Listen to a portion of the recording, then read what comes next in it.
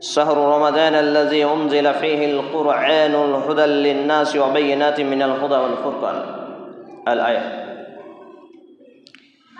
القمة بن قاسم رحمة الله عليه يقول سمعت عمر بن الخطاب رضي الله تعالى عنه على المنبر قال سمعت رسول الله صلى الله عليه وسلم يقول إنما الأعمال بالنية رواه البخاري بسند صحيح رب اشرح لي صدري ويسر لي امري واحلل عقدة من لساني يفقهوا قولي رب يسر ولا تؤشر وتمم بالخير رب زدني علما رب زدني علما رب زدني علما যাবতীয় প্রশংসা গুণগান গুণকীর্তন একবার আল্লাহ রাব্বুল আলামিনের জন্য যিনি এক ও একক ওয়াহদাহু লা শারীক যে আল্লাহ রাব্বুল জাতের প্রশংসা দ্বারা শেষ করা অসম্ভব চারই প্রশংসা করত আন্তরিকতার সাথে উচ্চ স্বরে পুরুষ হিসেবে এক জায়গায় একসাথে পাঠ করি আসুন আমরা বলি আলহামদুলিল্লাহ অক্টোবর অসংখ্য দরুদ সালাম শান্তি ধারা বর্ষিত হোক আখিরি নবী মুহাম্মদুর রাসূলুল্লাহ সাল্লাল্লাহু আলাইহি ওয়াসাল্লামের প্রতি আমরা বলি আল্লাহুম্মা সাল্লি আলাইহি আল্লাহুম্মা বারিক আলাইহি সাল্লাল্লাহু তাআলা আলাইহি ওয়াসাল্লাম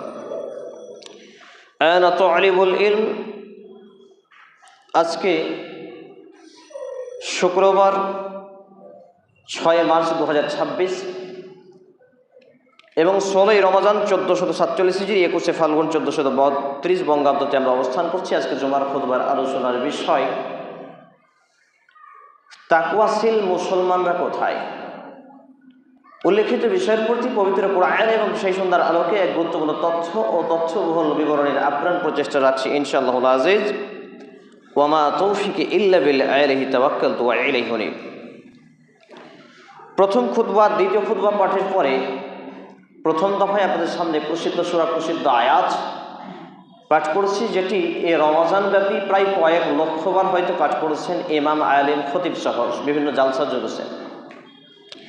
এই আয়াতটি প্রসিদ্ধ আয়াত, অনেকের মুখস্থ হয়ে গেছে, সাধারণ থেকে সাধারণ ব্যক্তিদেরই তো জানা রয়েছে, এর ভাবার্থ মোটামুটি জানা, তবে একটু নতুনভাবে এটাকে উপস্থাপন করবো ইনশাআল্লাহুল আজিজ।